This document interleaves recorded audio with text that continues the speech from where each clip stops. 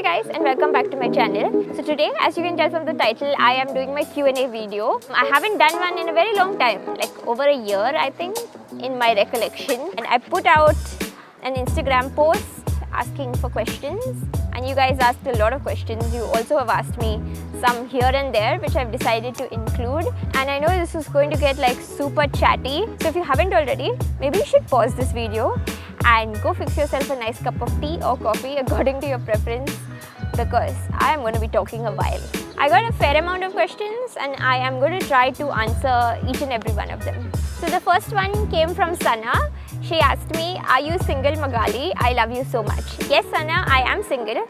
I've reached this point in my life now, being almost 25, when my mother is actually panicking that I am single. Like earlier when you're a teenager, then your mother is like panicking that do you have a secret boyfriend who is like, you know, not a good candidate for a boyfriend. And now I've reached a point where my mother is like, why are you not seeing anyone? So yes, I am single. Isn't that true? No. Don't tell lies. No. And Jane D'Souza has asked a couple of questions, 3 to be specific. The first one is, how do you shoot and edit your videos and vlogs? Which camera and other equipment editing tools do you use and would recommend? Would be great if you can make a video on this. I am making a video on this. I've been promising it since like 2 months. The thing is, when I sit to make this video, it's going to be like really tough for me to film, because I want to show you guys like examples and make it a really useful video. And I probably will also talk too much, like more than usual. And I'm just planning it. In the meantime, I have all my cameras, my vlogging camera, my main camera and main equipment listed in the description bar below, because I always get a lot of questions and I like to share that information with you guys. So it's listed and linked below. Do go check that out. I'm just going to make the video telling you guys how I chose the equipment and how I use it. For editing, I'm on a Mac, so I use Final Cut Pro 10, which is really one of the best editing softwares there is. But editing software isn't really that important. Like guys, don't use Windows Movie Maker because it's crappy. But there are a lot of good options available for Mac and Windows that will do the trick. I think there's Sony Vegas Pro and Adobe Premiere something on Windows. And on Mac, if you have a Mac, you don't have to purchase Final Cut Pro. Starting on iMovie is the smartest thing, and it's an included software with all Macs. Jane has also asked your favorite holiday destination among the ones you've been to in India and abroad, and your ultimate holiday destination. Lovely question. I have a few favorite places in India that I really like. I really like Ooty. It's very pleasant. The climate is nice. I like certain parts of Goa. I'm Goan, but I have a complicated relationship with Goa. I like staying in my ancestral house. I don't like most of the resort hotel areas of Goa. And I've had good experiences elsewhere. But one of my favorite destinations altogether would have to be Bangkok in Thailand. I've also been to Chiang Rai, but Bangkok I just keep going back. And I really feel very comfortable there. I really enjoy myself and I love the food, I love the atmosphere, the culture. I hate to say this, but I'm just being frank, I kind of like it more than Mumbai also, which I know it sucks a little, but Bangkok would have to be it. And my ultimate holiday destination, I don't really know. I don't have that one big bucket list item. I used to want to go to New York sometime, but I've lost interest in that. There are a few countries that I want to visit, but I'm putting them off for various reasons. So one of them would be, I would love to go to Japan, especially Tokyo, but it's really expensive. Tokyo is quite a pricey destination. Living is expensive there as well, so I would really have to oh, stray cat dropped in to say hi. Hi. So for Tokyo, I would need to plan better and I would need to save better before I decide to go there. So hopefully in the next couple of years that can happen. Another destination that I'm really interested in going, but I don't know if I will or if I'll make it there, is I really like to go to Rio de Janeiro in Brazil. I am so interested in the city and I'm so interested in Brazilian culture and music, and it's kind of building up inside me that I want to go there. But the only problem being, I do have safety concerns with it being Rio. I'm not trying to like propagate some stereotype, but I did go online and ask a lot of people, and a lot of people have said that it is a little dangerous. That's the reason I'm hesitating, and that's the reason even my mom would be hesitating to either come with me or even send me. She'd probably be a little scared. So those are two, Tokyo and Rio, that I hope I get to go someday. And the third question from Jane is, your most favorite restaurant in Bombay if you had to pick only one? Believe it or not, Jane, I don't really eat out that much in Bombay. I have a home here, so I tend to eat out more when I'm vacationing. But at home, eating out is really expensive. In Mumbai, especially, like the taxes and everything, it's pricey. The type of food that I tend to like Asian food and all, that's pricey. And I don't feel like eating out that much when I have a home and a mom who fixes me nice meals. So I do not have a good answer for this. But there's this chain of like Irish style pubs called Irish House. I really like the sweet potato fries there. If you follow my vlogs, or if you like follow me on Instagram on my stories, you'll probably see me eating there quite often. Also, I really hate that a lot of food that I like is not easily available in Mumbai. Beef is banned, obviously. I like beef. Pork is not easy to come by, and even seafood, despite like us being on the coast, seafood is inordinately expensive here. At home in Mumbai, I'm all about like that home cooking. Ankines has asked me, what made you start a YouTube channel after the blog, and what do you enjoy more, vlogging or YouTube? I always thought that I'm not right for YouTube, and I think I'm going to address that in some other questions as well, because I'm just like a really awkward person. I was incredibly awkward on camera, and I always thought that, oh, I'm really comfortable writing. So I started my blog 8.5 years ago almost, and I started YouTube, I want to say 3 years ago, it might be 4. Yes, I started YouTubing 3 years ago. It was such a huge step out of my comfort zone in such a big way to start a YouTube channel. But I had just discovered the world of YouTube a few months before that. And I tried making a YouTube haul video back in like 2011. I think it might still be on my channel, I don't know. But in 2013 is when I really saw that there are these YouTubers, there is a community abroad at least. There were very few in India. I just know Sonal Sagaria and Delhi fashion blogger Komal were like the two more prominent ones in India. I really liked the format. It felt very personal, and I really enjoyed watching these videos. Like, I enjoyed reading blogs as well, but there's something about like, watching a YouTuber that you like and seeing their personality shine through. It just made things interesting and fun. And so I wanted to be a part of that, and that is why I started a YouTube channel. I cannot choose between my YouTube channel and my blog. I would say I am devoting a lot more energy to YouTube because it's cumbersome to film, it's cumbersome to edit, and it's just a lot more work. But I enjoy the format right now. I enjoy how interactive it is. I enjoy that like I talk and you guys talk back in the comments. Like, I know a ton of people are reading my blog, okay? I get like 20,000-30,000 hits a month, which is decent. But you don't get that comments and you don't get that interaction. It doesn't feel very personal, but YouTube feels a lot more personal, and that's why I like it. But I'll always love my blog as well. Kushbu has asked, what are your future travel plans?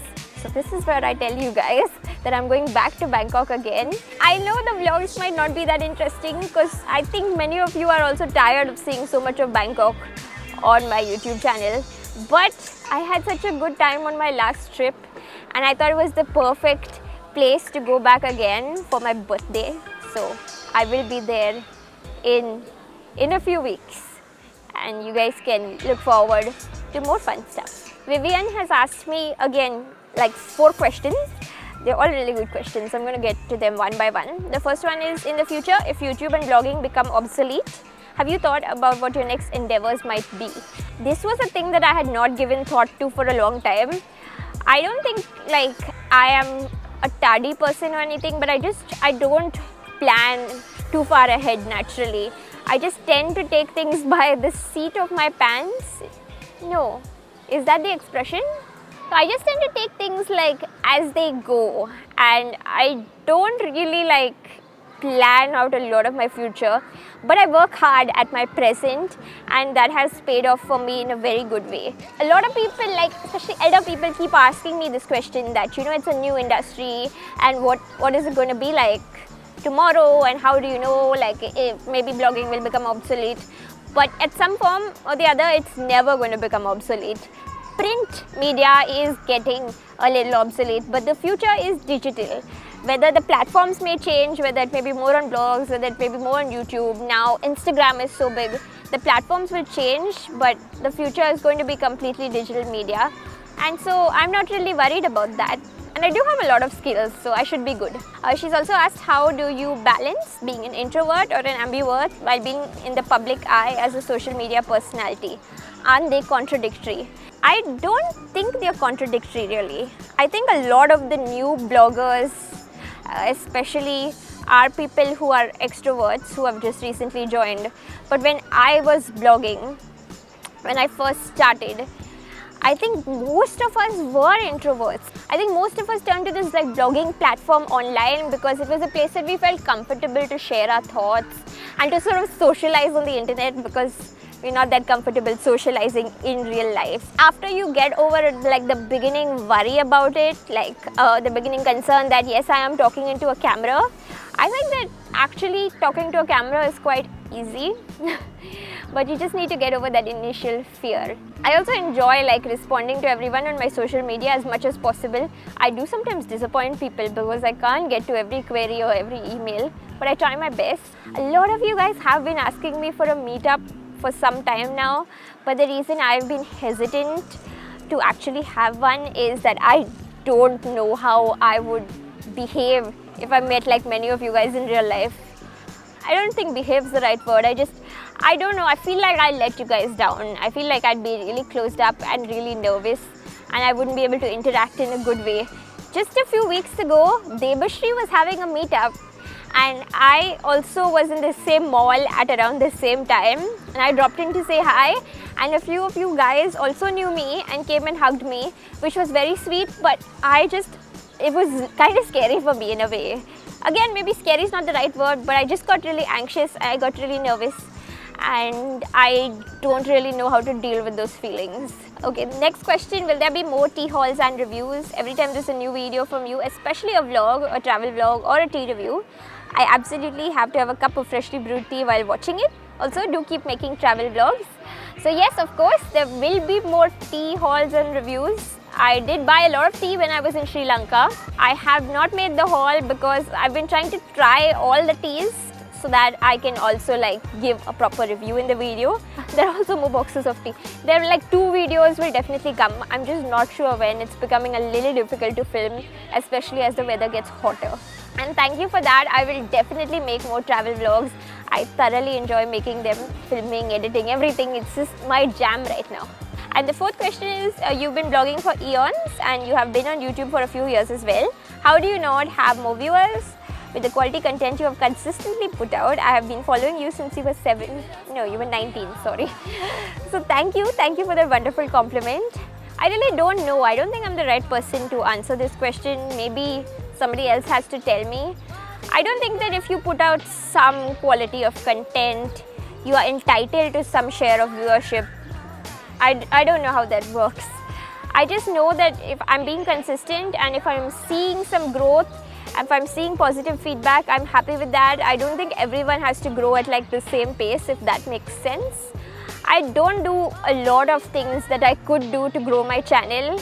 I don't really leave spammy comments, and I don't do YouTube collabs just for the sake of growing my viewership. I have done a few collabs, but those are with people I regard friends and people I really like.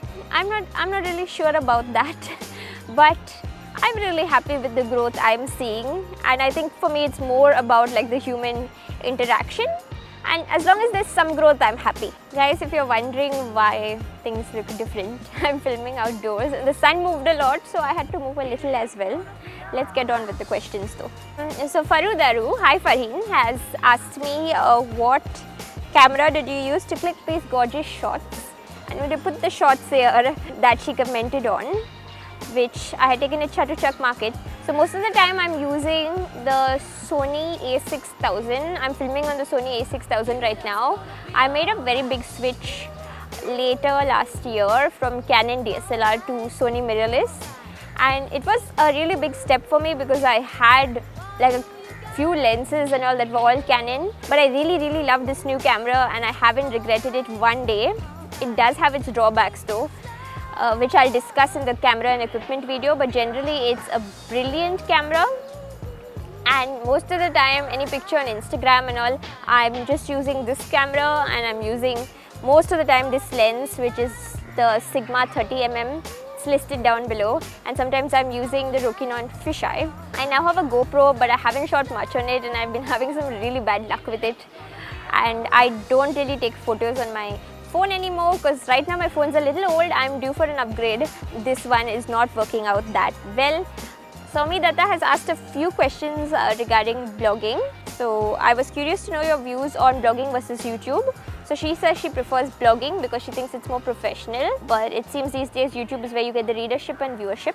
If you're a new influencer, which route should you take? I think that entirely depends on exactly what your niche is going to be. And I'm not saying you have to like completely stick to one niche, but it just depends on what stories you want to tell, what you want to write about, and what you feel comfortable with.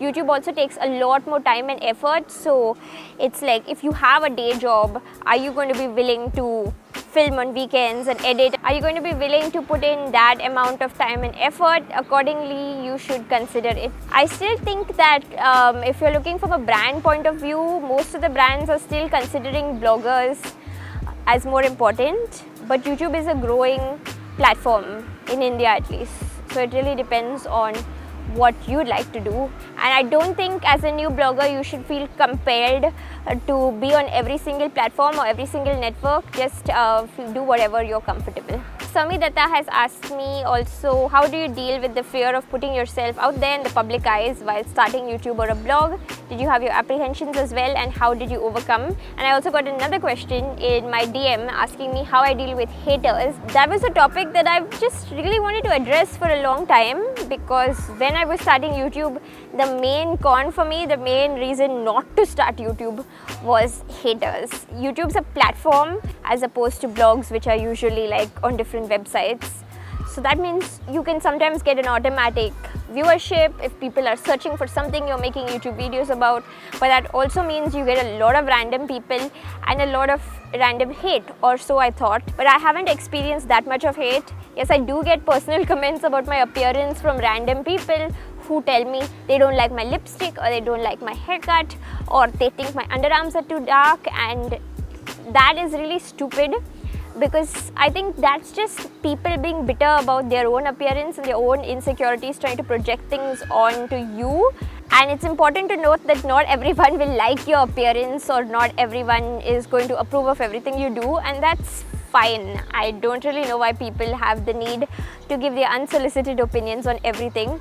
But that's not something that I can't deal with. I've also got racist slurs from white people most of the time. I've been called bloody Hindu, which I don't know why that should be a bad thing. And for the record, I'm also atheist.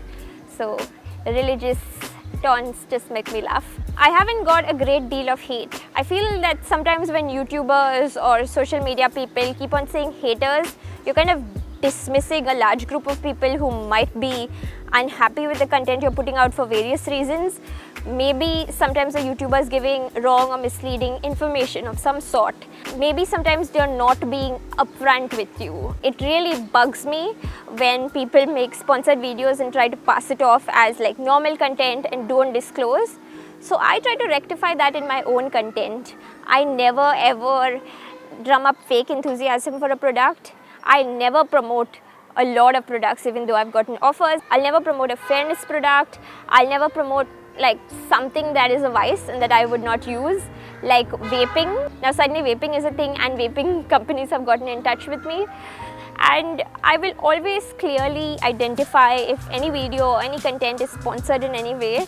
So I like to treat you guys as smart people, and I don't try to take advantage of you guys or bullshit you guys in any way. And I think that my audience understands that, and luckily I have gotten very little bit of hate. And at the end of the day, I don't think I'm a very sensitive person anyway, so I'm pretty thick-skinned. If you've been wanting to make a YouTube channel but you're worried about personal hate, it's only going to bother you a little in the beginning. After that, you get used to it, and those kind of nasty, unsolicited comments just get entertaining. So don't let that be a reason to stop you. And the final question that I am going to answer today was asked on one of my YouTube videos. Asta Madan has asked, how do you manage to travel so much? Please tell. So I feel like this is a really loaded question, and I considered making a separate video on it for a while, but I'm going to try to give you guys the short answer right now. I think there's a misconception that traveling is very, very expensive. It's really not that expensive. Neither am I saying that it's cheap, but when you're earning money, it just depends on where you want to spend that money.